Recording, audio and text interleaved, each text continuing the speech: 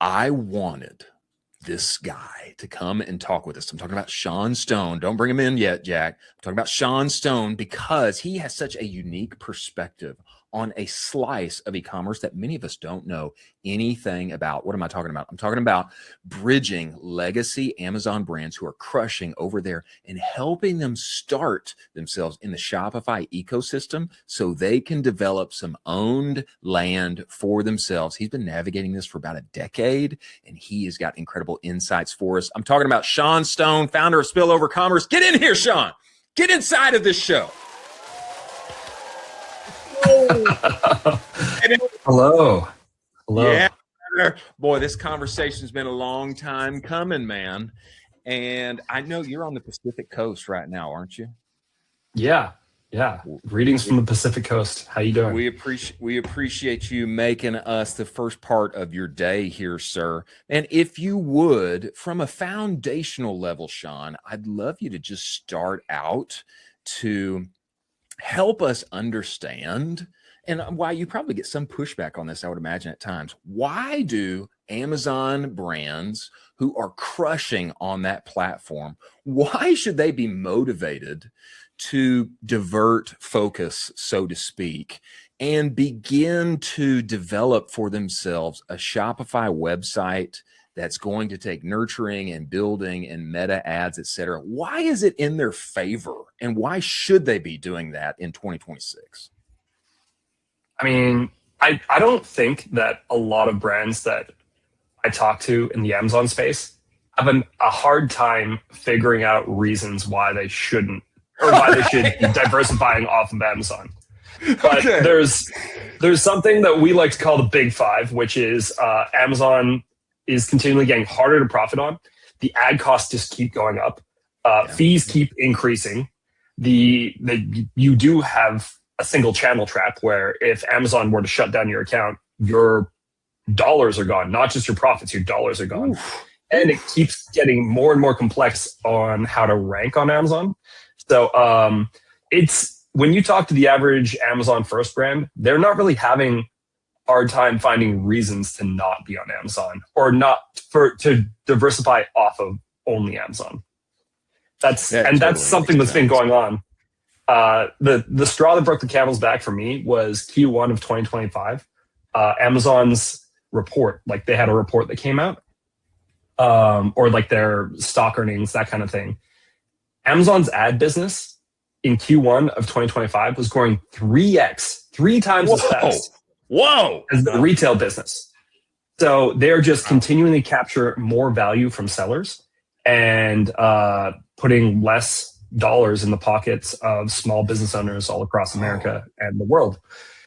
So that's why Spillover Commerce was born. Well, it sounds like to me the mood over there is maybe a little bit of the mood in other places. Hey, my costs are going up and I got to find a way to diversify here and add some other income to my P&L so that we can stay afloat. I mean, it sounds like the case. Yeah, well, and the not having control, you don't have control of your destiny. If one guy at a company can decide to turn off your account, you don't have a business, you have a channel. Oof. That's wow. Tough. That's a line right there. That's an absolute bar. You don't have a business, you have a channel. Wow. That's crazy. Sean, could you kind of talk us through some, success stories of brands where they've been on Amazon and then they made that shift and then the Shopify store absolutely just started exploding. Could you talk through any of those brands? Yeah. So, and I want to be as educational as possible here. So I'm going to talk a little bit about like what you need, because I think that would help a lot of people. Yeah, and this is also true going the other direction. So if a lot of people who are more like Shopify first brands, you also need these things to be on Amazon and be successful. So the 3 things that we think you need, we know you need. You need Amazon product market fit. Then you also need what we call meta market fit. Mm-hmm. Now, this could also be TikTok market fit, but the problem with TikTok is it's a machine you have to continually feed, and it's also a marketplace, not a platform you own. So, you're basically just signing up to rent a second house with a different tyrannical landlord when you get on TikTok Shop as an Amazon. So, so I think it's better to have Meta Market Fit, but you can go TikTok Market Fit or some other channel. But you need to have a demand generation channel and have a good fit with that platform. Yeah. And then the third thing you need is platform specific offers. So if you try to sell all the things that you sell on your Amazon store, but on a Shopify store, and there's no differentiation, people are going to see your ads, even if they're great ads. They're going to see your ads, they're going to click in, and then before they buy, they're going to go over to Amazon and be like, oh, it's the same price, it's the same thing, but I've got free shipping. I trust the returns process. I trust everything about this website. Good point. If you don't have, you got to give them a reason to buy on Shopify. I say it like that because it's a little bit rhymey, so it's easier for me to remember. Yeah. So anyways, like those are the things you need, right? And I wanted to come out and explain first like what you need before I start talking about results. Because if you don't have Meta Market Fit, which is like proof that people are able to sell your products on Meta, then stop talking to me. Like, don't listen to what I have to say, because you have to figure that out. But when it comes to results, the first big company we did this for got a 75K profit swing on just the first product they did it on in 73 days. Take that. We cut the case study off on November 17th of last year because Black Friday sales started on November 20th on Amazon, and we didn't want to fudge the numbers. So like I could, instead of 75K profit swing, we could be like, it's 175. But I didn't want to fudge the numbers because spillover commerce stands on its own. Like it is that powerful. But to me, it's not just so much about that. We've got an excellent case study on our website where we can show that. We've actually been having a hard time getting case studies because anyone who sells products on Amazon and runs this playbook does not want their competition to know they're doing it. Yeah, they don't want them to know, brother. That's the big one we can talk a lot about. But lots of other companies are doing this. Even companies that don't work with our agency are implementing what we'd call the spillover commerce playbook. So I can ramble off a couple of different companies that are doing it right now, and you can go please. check me on your own. Yeah. So there's four that I really like, and I don't know if do you guys share screen on this show, or should I just talk it through? Yeah, just talk through them right now. Yeah. All right. Yeah. So the first one, I thought this was a bit of a banger. There's a company called Hatch that sells maternity alarm clocks. Oh yeah, I've seen them. Yeah. So they're the best seller in a category where Amazon also sells a competing product. They outsell Amazon in an Amazon, like when competing with Amazon Echo Glow. That is bananas because Amazon has a $0 advertising cost on Amazon. They can just put their product at the top of the page in the first spot and say brands from Amazon. Now, even more impressive is the Hatch products are at least twice, sometimes as much as 6 times more expensive than the Amazon Echo Glow. It is absolutely bananas. And what are they doing? They are pumping Facebook traffic. They're pumping Facebook traffic, and they're getting a huge spillover effect from their Shopify website onto the Meta platform, onto the Amazon platform. And they have the best seller badge on Amazon right now. That's the first one. That gives real credence to, hey, if you get off platform, start pushing Meta, then you're going to see an even heavier halo effect and spillover effect when it comes to Amazon. This is one of the best things you can do for your Amazon business is go start building on Shopify, Meta, product market fit, and pushing that, building a brand there. Is that fair? Yeah, 100%. And the other thing too is it's actually quite easy to measure. Like if you take, there are tools like Helium 10, but there are also tools inside Amazon's ecosystem for your own brand.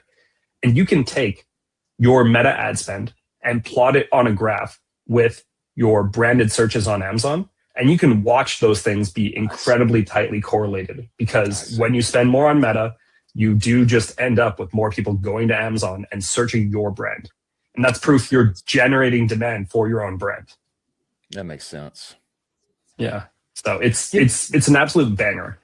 Give me some perspective for brands coming Amazon side, and they want to build up that Shopify brand forward owned experience, and also Shopify brands doing the same. But what are the characteristics of a typical Amazon first brand? What do they do great at that they need help on? Getting into Shopify, and then the same. What do Shopify brands typically do well or don't do that they need help on when they're trying to make that transition over to Amazon? So I hope this doesn't come off as a cop-out answer, but they both have the same problem, just the different version. They both make the same mistake. They don't make platform-specific offers. So there are a lot of companies that are, and actually I worked with a makeup brand that did this, and they're a Shopify first brand, and they're spending $15K a day on meta ads, and they could barely cross, I don't know, 10 sales a day on Amazon a lot of the time. Wow. And I told them time and time and time again, they had one big problem, which is that they were selling too high of a price point of an item on their Amazon store. They didn't have a conversion rate focused offer on Amazon. So you need a platform specific offer. And what that means is a form factor of your product that people want to buy on Amazon. Because a lot of the time they're going to buy the smallest, cheapest variation of whatever it is you sell. So maybe if you sell protein powder, you got to sell, instead of 30 scoops, you got to sell a 10 scoop bag to start. Get them on and get them kind of understanding how your brand works. And that's kind of the approach that we've seen. And then the other way around, what Amazon sellers do wrong, and this is, I would say, 4 out of 5 of the times that I talk to a new brand owner who's like, I need to get off of Amazon, I need to diversify.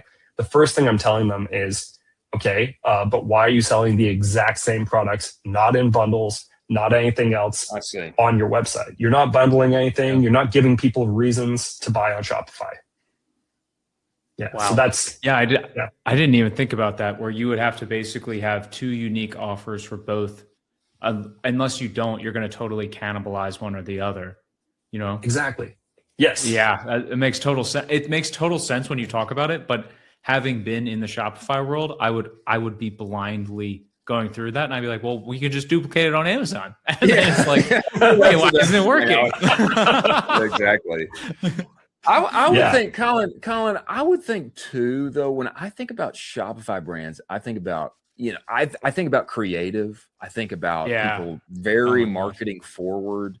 When I think about Amazon, it's a world I haven't played much in, admittedly, but to me, Amazon seems so much heavier on the logistics, on the operational side, et cetera. I mean, that to me also seems like some bridges to navigate there for people who are strong either way, that want to make the transition either way. Is that fair? Is that crazy? That's incredibly accurate. Like, the average Amazon brand is operationally excellent. Like, imagine, like, one of the big things your business can never do is go out of stock. These businesses do millions of units a year and they don't go out of stock. That is so hard to do. Their forecasting game is unbelievable. Like, the way that they manage shipments is crazy. But yeah, that's really their forte.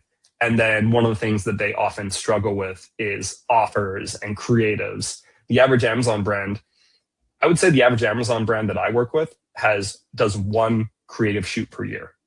And it's just like product photos and maybe a video. You're right. All right, baby. Isn't that so hilarious? Like, to watch you guys go like this and go like, exactly. Okay, but the reaction you guys just had when I hear about the way that a Shopify first brand manages their operations, I'm like, oh my gosh. Yeah. So it's so funny just to be on the other side of the table. Like, what does the platform reward? That's what kind of you're forced to develop as a skill set. Chris, could you imagine telling Shopify brand owners they get 1 shoot a year? as a constraint. No. So some of the Shopify brand owners that we know, they'd be like, I do one shoot a week. Like, I don't know what you're talking about. And nor can I imagine telling Shopify first brands like, hey, you need to be so dialed on your operations and your inventory that you do not go out of stock this year. I mean, like one of the main characteristics of a Shopify first brand is like, oh, hey, we sold out. Too bad. Come back in 6 months and we'll have another round of that. And so, I mean, just traversing the other side as well. I can't imagine having to be so dialed on that inventory wise. That's an interesting chasm to navigate.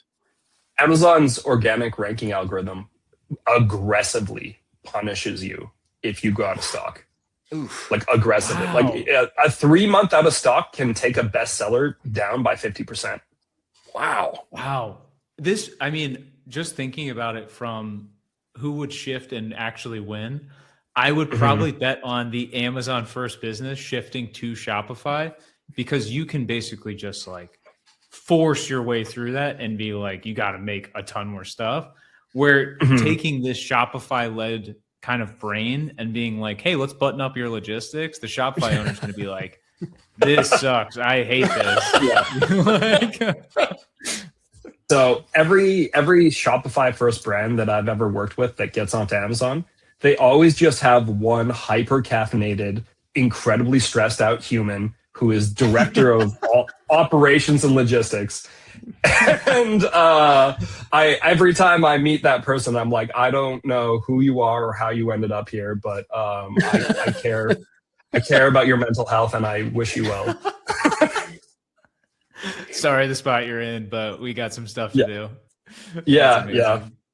Tell me, Sean, when you were talking, it seems that you are far less excited about TikTok than maybe a number of other persons inside of the ecosystem of e-commerce are. Give me your perspective on that, because it does seem, and they're trying to push more and more into like landlord type, a landlord type role. You have to fulfill with us now for TikTok Shop. Of course, they walk that back. I don't know how long they will have walked that back, but you sell inside of here, and people do have a tough time breaking even sometimes. And they're promising what they're promising is halo effect on Amazon and on other places in large part. Just give us your perspective on what's happening there with TikTok and what you think of it. So I don't necessarily have a negative view of TikTok. I actually think TikTok is a really interesting platform, but I will say it, for most people and most Amazon first brands, or most brands that I interact with in general, unless you have a killer owned platform, you're basically just renting new things over and over and over again. Yeah. And that's really my main concern. Now, with that said, TikTok is absolutely excellent when it comes to going viral. Virality on TikTok and getting huge explosions in sales and getting that spillover from TikTok to Amazon is really so huge. It's a big opportunity. Yeah. But one of the drawbacks to that is it's not consistent. Like it's feast or famine, and it's feast or famine on a rented platform. Whereas like if you can get your meta ads up and running, you can consistently move that line up and to the right. And while you do that, linearly grow your business. The opportunity with TikTok is to throw a couple exponential explosions in there. But if you get too into TikTok and too dependent on TikTok, you're dependent on basically creating a magic moment once a week. And I don't know that, I don't know that everyone who runs one of these brands is Walt Disney, who can create magical moments. It's true. Yeah. Sean, for the Amazon novice like me, I mean, what can you expect for a brand? Because I'm very used to very enriched customer data, just getting all the data, feed me all the data. What level of data is Amazon passing back to the end brand? Are you getting just a name and an address? Do you get the email? Do you get the phone number? What other stuff do you get? I don't think you get anything. Nothing? You don't get anything?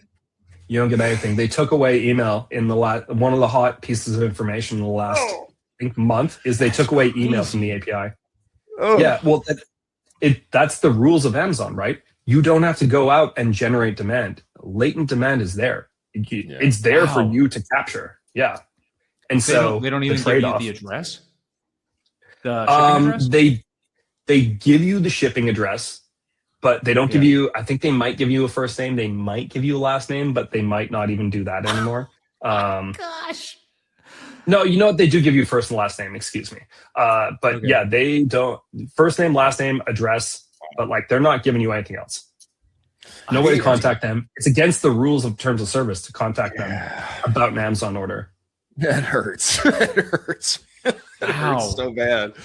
Don't build your business solely on rented land, right? I mean, that's like the continual business reminder from people like Cody Sanchez, et cetera, is that you need to own your land. And so, and this to me makes all the sense in the world as fees rise. I mean, I think I saw some data recently that it's like over 50% of people's revenue is now eaten up in fees on Amazon. I mean, that just it hurts my soul to like hear. Yeah, there's a company called Marketplace Pulse. Shout out to them. They do like really thoughtful pieces, and they analyzed a lot of data and saw that about 50% of sellers' revenue goes to fees on the Amazon platform. Wow. So if you sell something for $1, 50+ % of those cents go back to Amazon. Wow. But one of the things that just came out, actually, and I'll be quick on this, but one of the things that just came out is the power law dynamics on Amazon have actually gotten worse and worse due to an increased amount of fees and also ad space on Amazon. 50% of sales on any keyword on Amazon are going to 1.5% of the sellers. 1.5%. So if there are 1,000 sellers, 15 of them are making 50% of the revenue. Golly, man. That's crazy. Talk about a top heavy marketplace. Wow. I mean, that's just once some of my clients are on kind of like the receiving end of that, and let me tell you, it is a wonderful place to be once you get there, because your competition just can't do anything to fight back.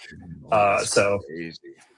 Yeah, I don't love it for the average mom and pop, but it's just the reality of the marketplace. Yeah, it's the reality of the marketplace. Sean, I've seen some folks on Amazon who are running successful businesses, and they have a higher-ish AOV. And I've talked with them about what they actually ship out to customers, and they kind of slide in there a free gift with purchase, but you got to get the QR code, and then it's kind of their way of, okay, let's move you out of here. Let's move you into the Shopify ecosystem. Are you a fan of like these? Be careful. Smaller-ish giveaway type of deals to get them to shift that customer data over? Or are you like, this is not worth the risk, my friend? So I'm actually giving a talk in San Diego next week. I live in San Diego, by the way. Okay, I'm Canadian. Man. What up, everyone? So I'm giving a talk where we specifically talk about how you can do this. And there's a compliant way and a non-compliant way. Oh, there you go. The non-compliant way is giving away a product. And I'm using an example from my own life. I bought a supplement from Onnit off of Amazon, and they gave me a second supplement absolutely for free just by going to their website and filling out some paperwork. Exactly. That is against terms of service. It's explicitly against terms of service. You're not allowed to do it. Wow. Yeah, and it's a great way to get shut down. I don't think Onnit does it anymore, but I haven't bought anything from Onnit in a long time. It just, at the time, I wanted to try it. One way that is compliant is things like warranties. So you can get someone to go and Anchor, the big electronics brand, does this. They go from Amazon to an Anchor-owned web page. You can fill out the information to get an extended warranty, and then Anchor has all of your customer details. Now, what's amazing about that is you basically have an ideal customer or custom audience of people who've bought your product. They bought your product from Amazon, and you can now remarket to them nonstop on the Meta platform and everywhere else. Yeah. Sean, I think we need a couple of things. I think we need you to come back and we need to talk about this more. But man, give us 10 seconds on where people can find you, follow up, because I know a lot of brands either side are navigating this exact problem right now. Yeah. Okay. So spillovercommerce.com is where you can find me. One of the things I'm passionate about this because I had one of my best friends go bankrupt while selling on Amazon. And if this had been around back when that happened to him, it wouldn't have happened. So we basically, every time I talk to someone, I can figure out within 15 questions if your product or if your business is going to work or not, either direction, putting it on Amazon or getting it on Shopify. What we did was we made a quiz. So on our website in the top right corner, spillovercommerce.com, there's a quiz, and you can just go through that quiz and it'll do the same things I would have done with you on the phone.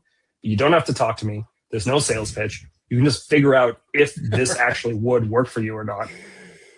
And it's 90 seconds long. You get instant results. It's completely free. Like, this could be the best 90 seconds you spend this week. That's awesome. So go do it. Awesome. That's awesome. Yeah. Sean, we appreciate you joining us. We look forward to having you back, man. Thank you so much. Would love to come back and appreciate you guys.